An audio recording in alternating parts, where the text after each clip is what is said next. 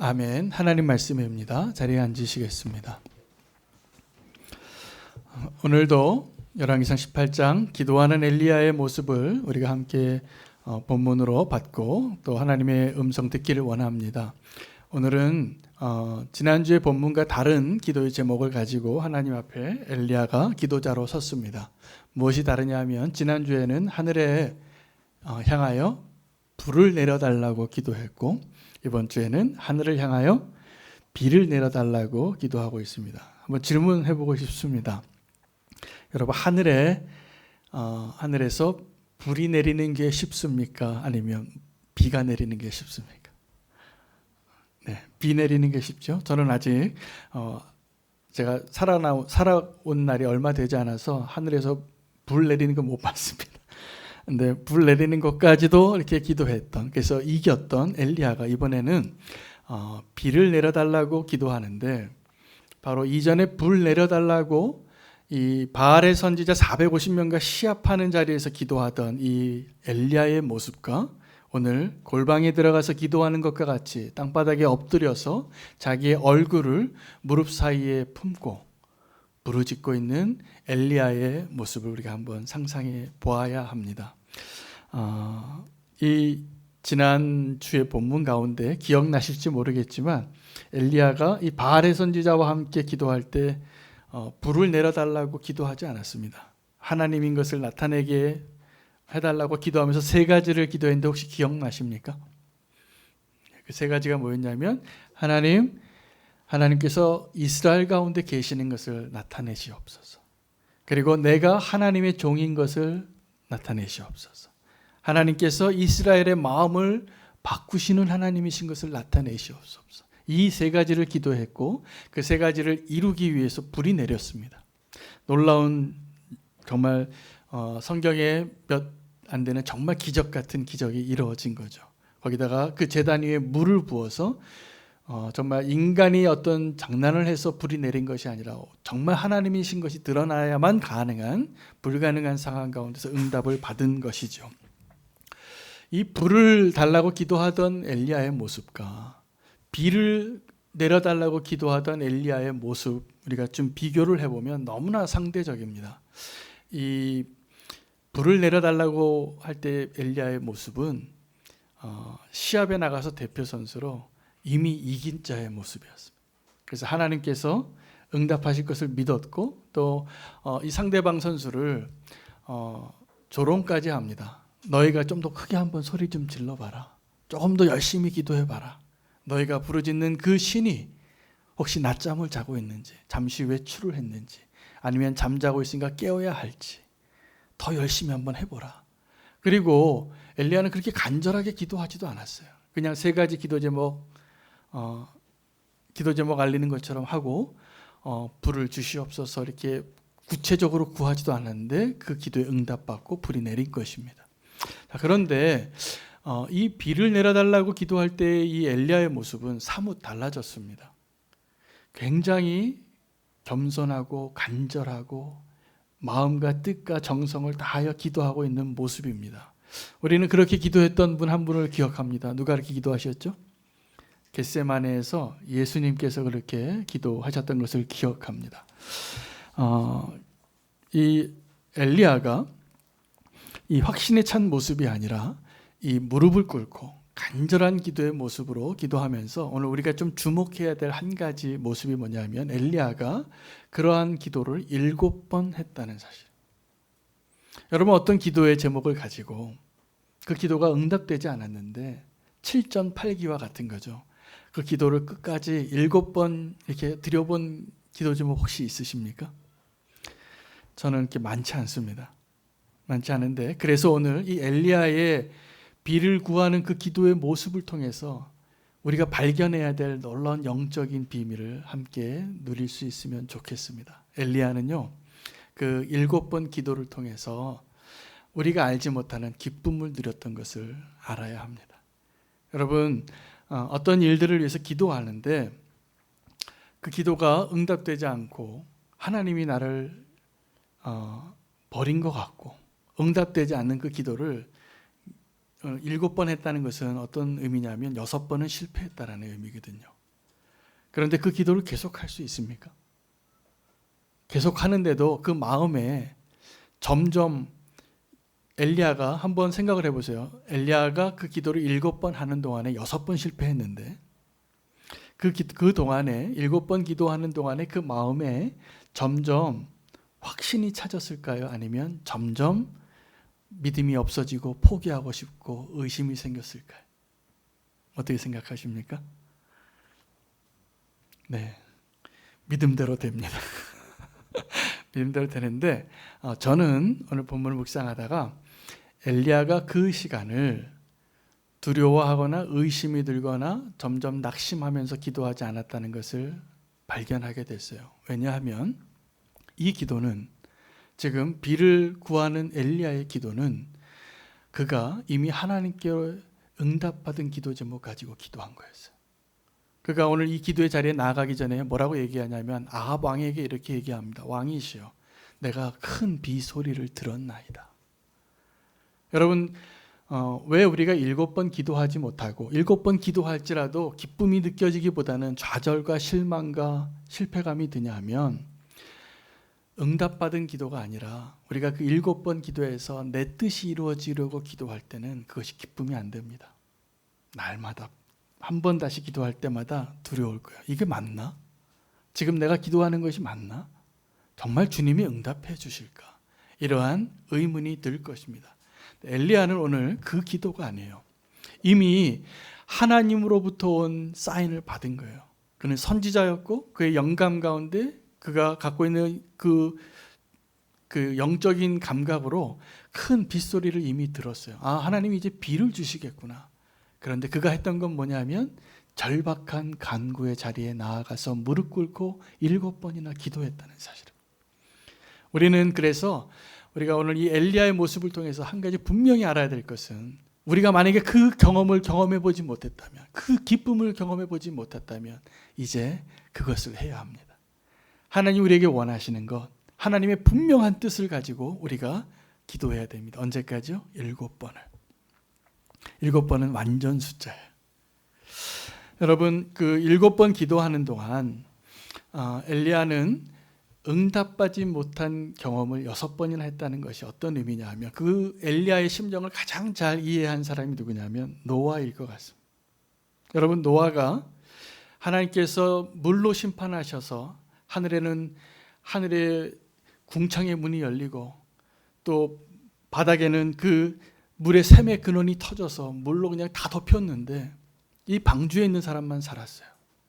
방주에 있는 사람 8명만 살고 동물의 상수들이 다 살아있는데 40일이 지나고 이제 비가 안 오니까 이제 이 방주를 나가야 되겠는데 노아가 창문을 열고 맨 먼저 비둘기와 까마귀를 내보냅니다. 근데 그 비둘기와 까마귀가 다시 돌아왔어요. 무슨 의미이죠? 그러면 아직도 발 디딜 땅이 없는 거죠. 일주일을 더 기다려요. 일주일 기다렸다가 이번에 비둘기를 내보냈는데 그 비둘기가 이번에는 싹이 난 가지를 들고 온 거예요. 소망이 생긴 거죠. 소망이 생겨요. 그런데도 아직 문을 열지 못합니다. 일주일이 또 지나고 이 노아가 다시 이 비둘기를 내보냈는데 비둘기가 돌아오지 않았습니다. 돌아오지 않아서 이제 그제야 때가 되었다라고 믿고 이 방주의 문을 열고 땅을 디디게 되는 것입니다. 여러분, 노아가 그 일주일 간격으로 3번이죠. 창문을 열고 비둘기를 내보냈을 때 그가 어떠한 마음으로 기도했을까요? 절망했을까요? 아닙니다. 그는 이제 이 비가 멈추고 하나님의 때가 돼서 언젠가 이 배가 땅에 닿아서 우리가 이제 세상으로 나아갈 것을 소망하며 기도했던 것입니다. 그리고 그 일이 이루어질 것을 믿었죠. 그가 이미 그 40일 동안의 그 홍수의 기간 동안에 하나님의 심판을 다 통과한 사람이었어요. 여러분, 엘리야도 동일한 마음으로 기도했을 것이라 저는 믿습니다. 여러분, 우리는 기도할 때 기도가 응답받는 것에서만 우리가 기쁨을 누릴 때가 많아요. 그러나 하나님은 이번에 2번째 이 엘리야의 기도를 통해서 기도의 분량을 채우는 기쁨이 무엇인가를 우리에게 말씀하시는 것이라 저는 믿습니다. 여러분, 불을 내리는 것은 뭐냐면 기도가 응답받은 거예요. 불을 내려서 저 바알의 선지자 450명이 이제 패배했고 백성들에게 저놈 잡아라 그렇게 명령해서 기손 물가에 가서 다 죽입니다. 엘리야가 응답받았으니까. 그것이 기쁨이죠. 그러나 오늘 엘리야는 우리에게 또 다른 기쁨을 이야기하고 있는데 하나님의 뜻을 붙잡고 6번 실패할지라도 7번 기도하는 그 가정 가운데 있는 그 기쁨을 누리라는 거예요. 여러분, 우리는 하나님께서 우리가 기도하게 하실 때 그 기도가 응답받지 않으면 우리의 감정이, 우리의 태도가, 우리의 마음이 시소가 널뛰듯이 이렇게 기복이 심해요.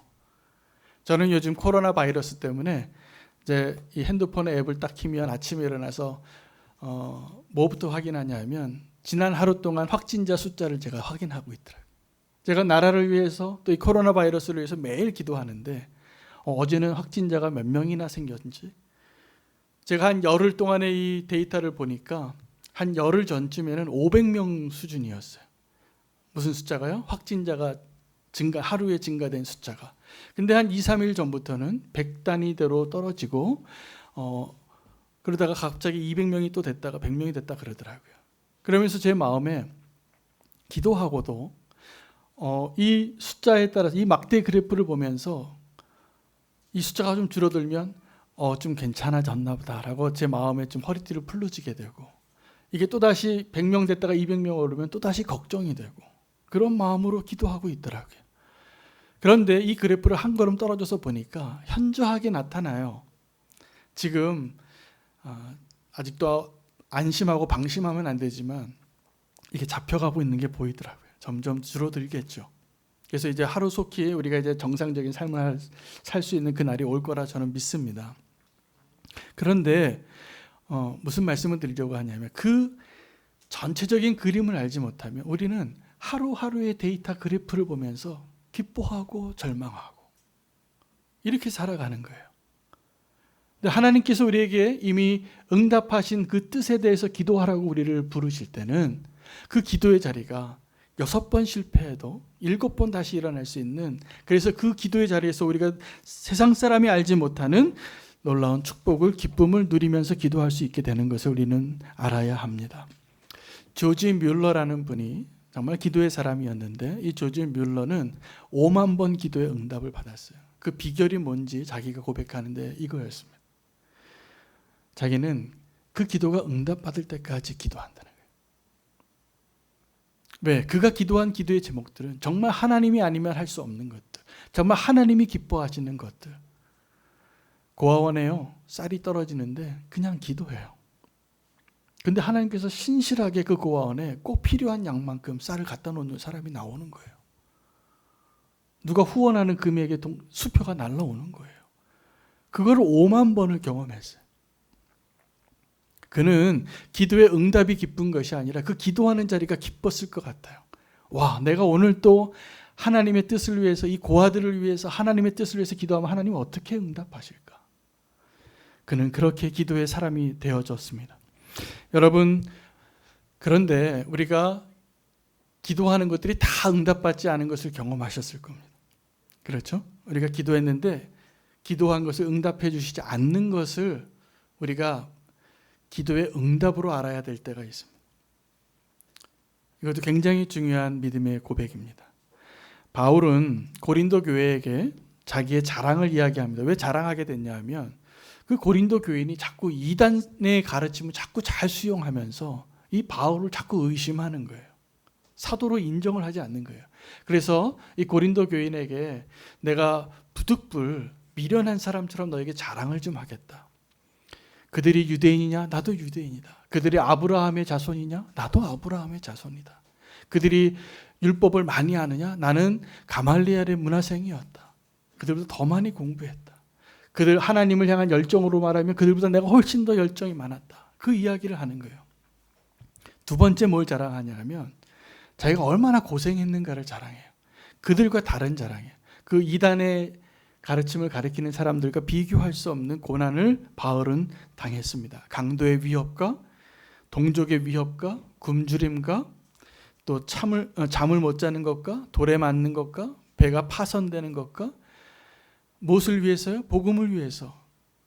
복음을 전하러 나아가다가 그런 고난을 당했다는 것을 자랑해요. 그런데 한 가지 더 자랑을 합니다. 이 바울이 뭘 자랑하냐면 영적인 체험을 자랑해요. 그 영적인 체험을 자랑할 때는 조금 더 조심스럽게 자기인 것을 자기가 아닌 척하면서 3인칭 어법으로 그걸 자랑해요. 뭐라고 얘기하냐면 어떤 사람이 있는데 그가 그 몸 안에 있었는지 몸 밖에 있는지 나는 잘 모르지만 하늘 위에 하늘을 갔다 온 사람이 있다 라고 얘기해요. 자기라고 감히 얘기를 안 해요. 근데 그거는 바울이 경험했던 경험이에요. 바울은 천국을 보고 온 사람이었어요. 그러니 이 땅에서 부활에 대한 얼마나 확신이 있겠어요. 이 땅의 모든 것들을 배설물로 여길만 하죠. 천국을 보고 왔으니. 자, 그런데 바울이 이 삼층천의 그 경험을 하나님이 보여주시고 알려주시고 다른 사람이 알지 못하는 것을 보고 왔는데 하나님이 그의 그 영적인 체험이 너무나 특별하니까 그를 사랑해서 육체의 가시를 줍니다. 근데 그 육체의 가시가 여러 가지 이야기가 있지만 아마 안질이었을 가능성이 높아요. 잘 못 보는 사람이 된 거죠.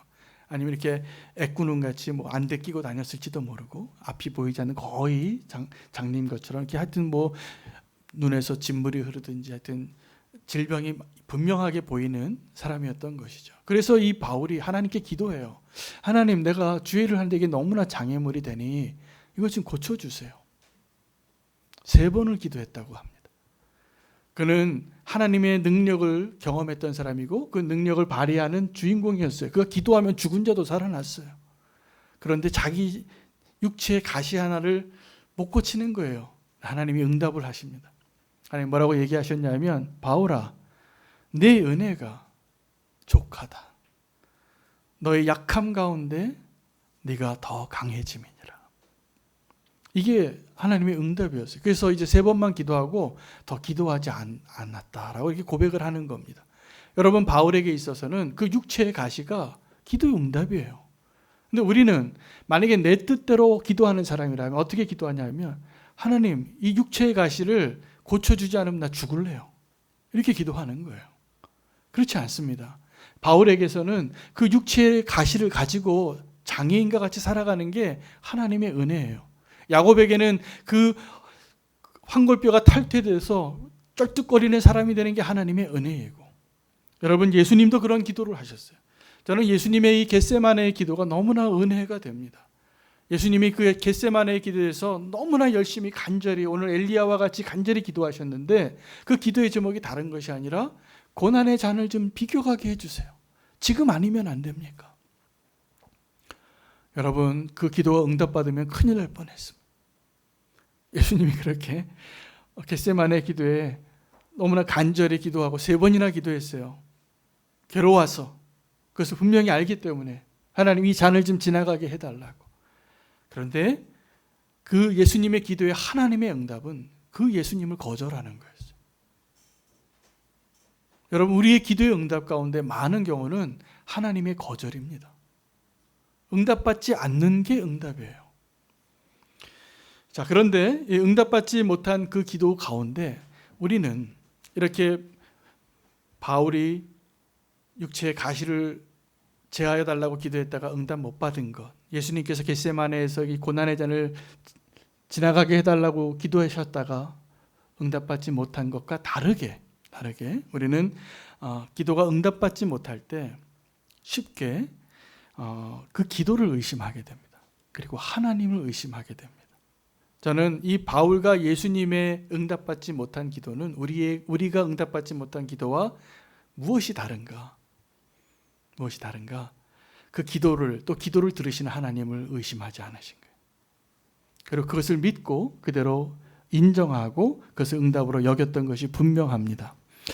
엘리야가 7번을 기도했는데 그 기간 동안에 하나님이 하신 것은 이 엘리야에게 기도의 분량을 채우는 기쁨을 가르쳐 주신 것이 분명합니다. 그 응답을 알고 하나님 응답하실 것을 알고 하나님이 뜻하신 것을 알고 기도의 자리에 나아가서 안 되고 응답받지 못하고 6번을 산 위에 올라가서 구름이 보이는가? 사안에게 계속 시켰잖아요. 안 보이는데요. 또 다시 올라가 봐라. 기도했겠죠. 기도했는데 이제 됐나 보다 한번 올라가 봐라.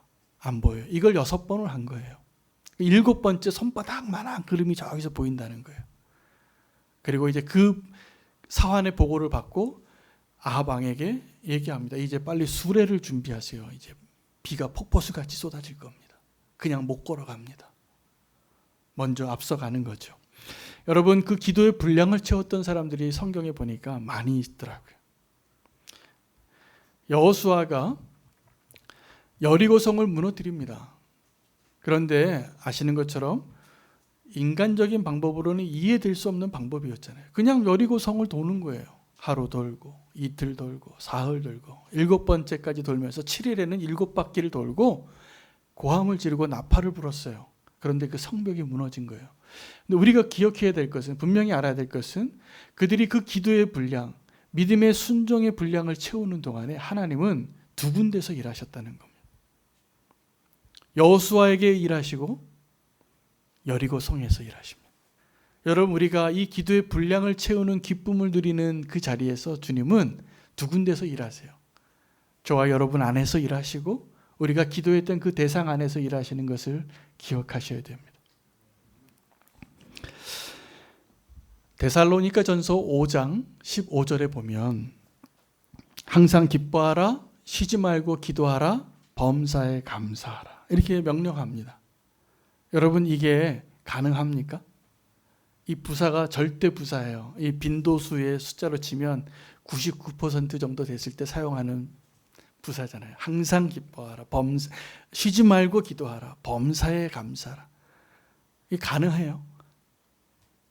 가능합니까? 제가 보기에는 어떤 일을 해도 우리가 이렇게 100%에 접근하는 이 부사를 사용할 정도로 그 일을 할 수 없잖아요. 기계도 아니고. 어떻게 항상 기뻐해요? 슬픈 일도 있는데. 우리가 어떻게 쉬지 말고 기도해요? 좀 쉬어야죠, 기도하다가도. 우리가 어떻게 항상 범사에 감사해요? 감사하지 않은 일도 얼마나 많은데. 그런데 이것은 명령이었어요. 여러분, 그래서 제가 하나 발견한 게 있는데, 오늘도 그래서 제목에 기쁨을 제가 붙였어요. 기도의 분량을 채우는 기쁨이에요. 이거는 기뻐하는 일과 기도하는 일과 감사하는 일은 되어지는 거예요. 되어지는 거예요. 그게 왜냐하면 그걸 통해서 하나님이 우리가 기도해서 그것을 응답받는 것이 아니라 기도의 자리 그 자체에서 하나님 주시는 축복을 알기 때문에 그게 가능한 겁니다. 그래서 정말 항상 기뻐하는 사람이 되어질 수 있어요. 내가 노력해서 되는 게 아니라 저절로 되는 거예요. 쉬지 말고 기도하게 되는 거예요. 그 모든 게 감사하게 되는 거예요. 엘리야에게 그 은혜를 주셨더라고요. 자, 근데 문제는 이제 그 분량의 문제. 그럼 언제까지 그 분량을 채워야 하느냐입니다.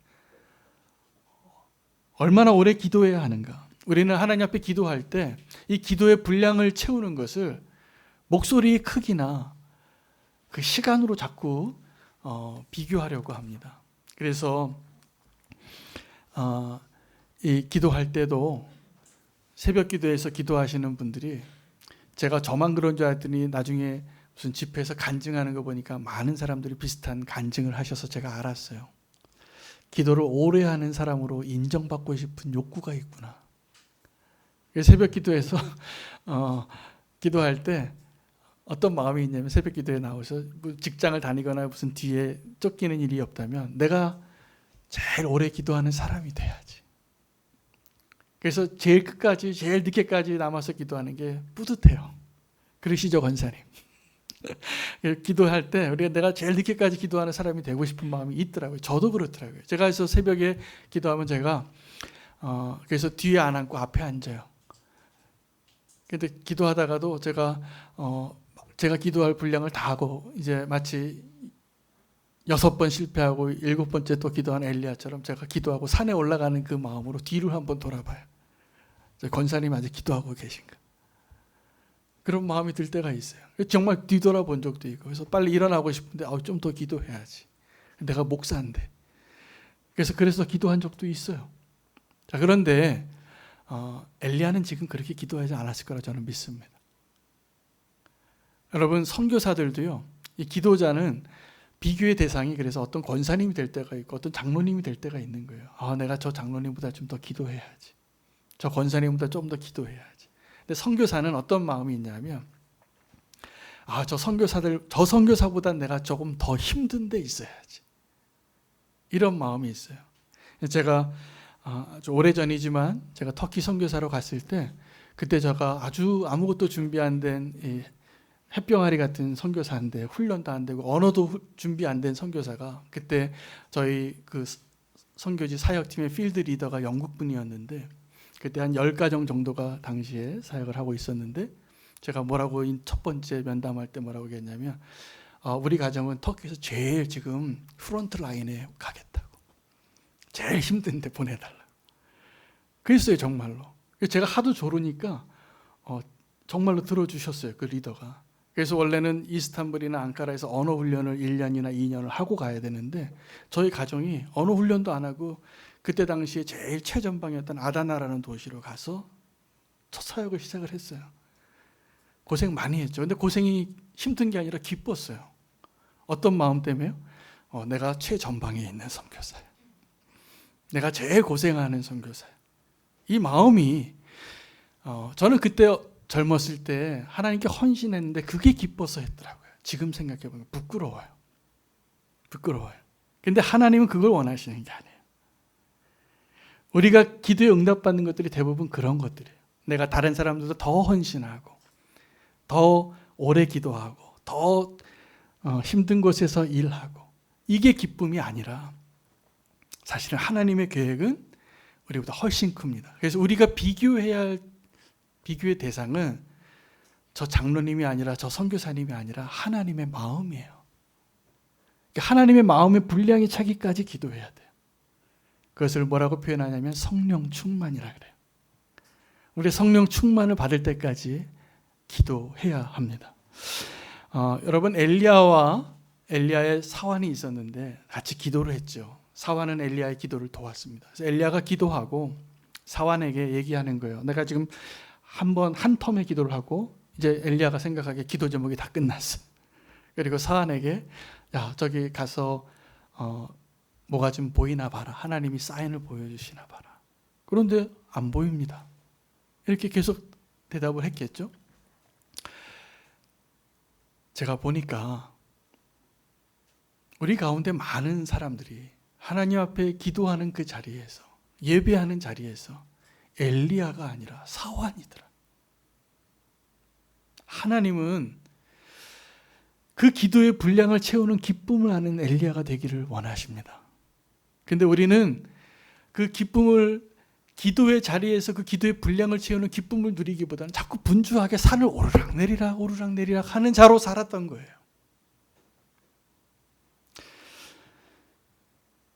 하나님께서 정말 축복하셔서 저와 여러분이 사환이 아니라 엘리야가 되기를 원합니다. 기도의 분량을 채우는 그 기쁨을 누리기를 원합니다. 제가 오늘 한 선교사님을 좀 이야기하려고 합니다. 오늘 본문을 묵상하다가 이 책에 나오는 분인데 존 하이드라는 선교사님이에요. 이 존 하이드 선교사님은 1892년에 인도로 갑니다. 인도 펀잡이라는 지역에서 사역했던 선교사님인데 이분은 거기서 인도 부흥의 불씨를 일으키는 분이에요.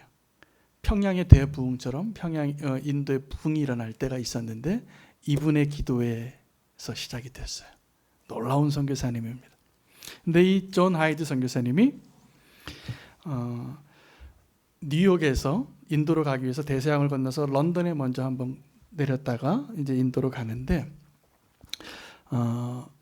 젊은 나이에 주님을 위해서 헌신했던 아주 신실한 청년이었어요. 마치 그 부자 청년처럼 예수님 앞에 나왔던 그 젊은 나이에 정말 자기 인생을 드리기로 결심했던 선교사였습니다. 이 존 하이드의 아버님은 목회자였고 어머님은 신앙심이 아주 깊은 분이었어요. 그래서 아들이 선교사가 된다고 하니까 부모님이 어떻게 생각했냐면 너무 기뻐했어요. 요즘 어떤 부모님처럼 내 아들은 선교사로 가기를 원치 않고 좋은 회사에 취직하기를 원하거나 어떤 이 세상에서 더 높은 자리에 있기를 원하는 부모님의 심정을 다 이해합니다. 근데 이 존 하이드는 자기가 원래 대학교 교수가 될 수 있었는데 교수의 자리를 포기해요.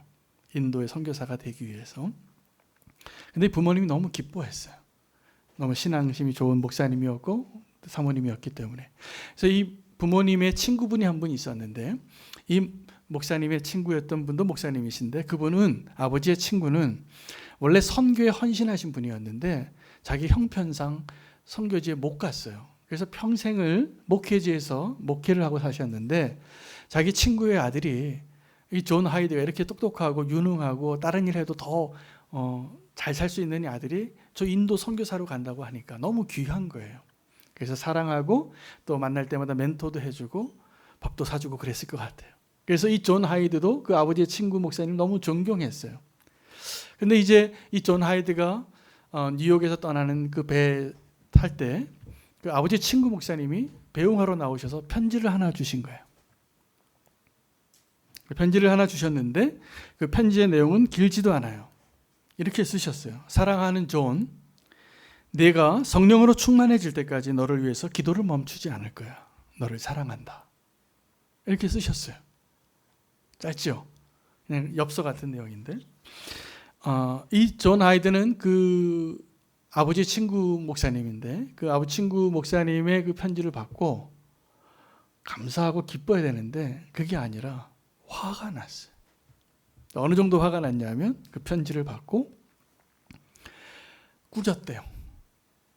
꾸기고 바닥에 던졌대요. 선상 바닥에 던지고 그가 속으로 자기 스스로 어떻게 얘기했냐면 아니 지금 내가 누군데 나한테 성령 충만하기를 위해서 기도하시겠다는 거예요.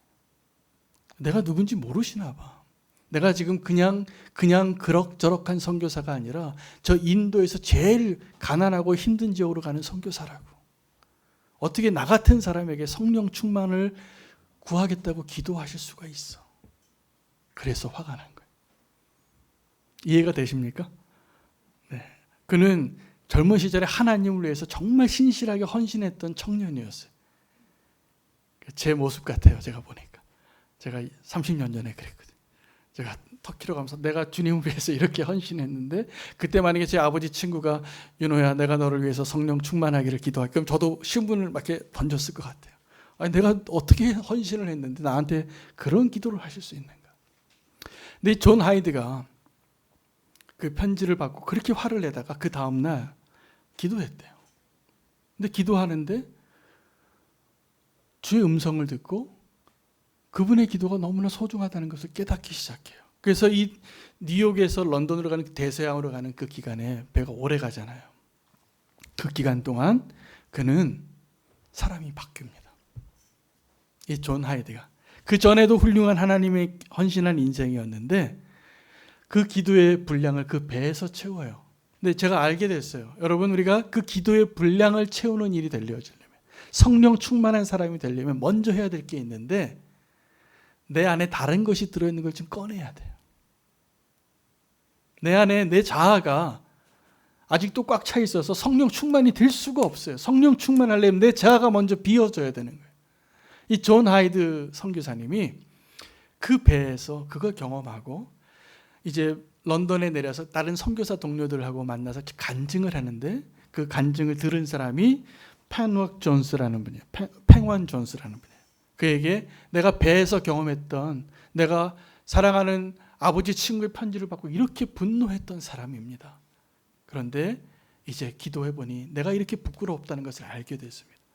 그리고 인도에 가서 그는 부흥의 불씨가 됩니다. 인도에 하나님의 역사가 일어나게 돼요. 존 하이드 때문에. 그때 당시에 웨슬리 부흥이 있고 평양대 부흥이 있고 인도의 부흥이 있었어요. 그런데 이 사람이 그 불씨를 일으킨 사람이에요. 존 하이드 목사, 선교사님이. 여러분 우리가 성령 충만을 위해서 기도하는 것은 우리가 알지 못하는 하나님의 놀라운 역사를 우리가 경험할 수 있는 기쁨을 주는 자리입니다. 여러분 우리가 기도할 때 응답받으면 기쁘실 겁니다. 제가 보니까 엘리야의 첫 번째 기도는 기도가 응답받는 기쁨을 경험한 기도였어요. 불이 내렸잖아요. 그런데 이 비가 내리는 그 기도를 위한 그 엘리야의 기쁨은 비가 내리기 전에 그 자리에서 그가 하나님이 행하시는 일을 기대하면서 기도하는 그 기쁨을 누렸던 시간이에요. 여러분, 우리가 무언가를 기도할 때 내가 내 뜻으로 구한 것이 아니라면 이제 그 자리에서 기도하는 그 기쁨을 누리시기를 축복합니다. 저는 요즘 이 코로나 사태 때문에 이 사회적인 거리감을 제가 제 본인 스스로 실천하고 있어요. 제가 웬만하면 요즘 가족 외에는 잘 안 만나요. 그 친한 목사님이 목욕하러 가자 그래도 안 가요. 제가 사회적 거리감을 두려고. 그래서 제가 너무 혼자 지내는 시간이 많아서 정말 아침에 교회 와서 저녁 때까지 혼자 있다 가요. 근데 제가 요즘 너무나 행복해요. 주님과 너무 가까워지는 시간. 기도하고 책 읽고 말씀 준비하고 또 기도하고 있어요. 이런 시간이 내가 교인들에게 이런 시간을 휴가 좀 달라고 해도 잘 얻기 어려운 시간이에요. 여러분, 우리가 지금 사회적인 거리감을 두고 있는 이때 우리는 어떻게 보내야 되냐 하면 그 기도의 분량을 채우는 기쁨으로 보내셔야 돼요. 그래서 뉴스를 보고 막대 그래프 좀 그만 보시고 말씀을 좀 보세요. 기도의 자리로 좀 나가세요. 하나님께로 나아갈 수 있는 절호의 찬스예요. 하나님이 이 사회를 거의 올스톱 시키다시피 하면서 우리에게 기회를 주시는 거예요. 그래서 이 코로나 사태가 지나면 우리가 하나님과 더 친밀한 성도들로 모여지기를 원합니다. 이전에는 내가 성령 충만하기를 원합니다라고 편지 쓰면 그 편지를 꾸기고 분노하고 섭섭하고 감히 나를 이렇게 생각했단 말, 이렇게 생각하는 그 모습이 바뀌어지기를 원해요. 주님으로 채워지는 시간이 되시길 축복합니다. 여러분, 우리가 기도가 응답되어지는 것은 기쁘죠. 내가 원하는 것을 주시니까. 그러나 기도의 분량을 채우는 기쁨은 더 놀라운 기쁨입니다. 주님과 교제하는 시간이고 우리가 알지 못하는 더 놀라운 일들을 주님이 하시는 것을 믿어지는 거예요. 여러분, 내가 어떤 일을 열심히 해서 내 돈을 써서 내 시간을 써서 내 노력을 해서 이룰 수 있는 그 일과 내가 기도해서 하나님이 이루시는 그 일과 어떤 일이 더 대단하겠어요? 우리가 기도할 때 하나님이 일하시는 것이 더 대단할 거라 저는 믿습니다. 우리에게 그 시간을 주시고 그 기쁨을 누리게 하시기 위해서 사회적인 거리감을 두게 하실 것이라 저는 믿습니다. 기도하는 자리에서 그 기도의 분량을 채우는 기쁨을 더 많이 누리실 수 있는 한 분 한 분 되시기를 예수님의 이름으로 축복합니다. 기도하겠습니다. 하나님, 감사합니다. 우리가 그 엘리야의 두 번째 기도에서 이전에 알지 못했던 그 기도의 분량을 채우는 그 기쁨을 경험하게 해 주시옵소서. 항상 기뻐하라, 쉬지 말고 기도하라, 범사에 감사하라. 우리가 그리스도 안에서 분명히 붙잡아야 될 하나님의 뜻인 것을 믿습니다. 우리의 기도가 불안해지고 낙심하고 기도가 의심되어지고 내 기도를 들으시는 하나님을 의심하게 될 때마다 우리의 마음을 기경시켜 주시고 내 안에 있는 내 자아를 다시 꺼내놓고 오직 성령으로 충만한 자가 되게 하여 주시옵소서. 그 기도의 분량을 기쁨으로 채우겠습니다. 주님, 우리와 함께하여 주시고 주의 영으로 충만케 하여 주시옵소서. 예수님의 이름으로 기도합니다.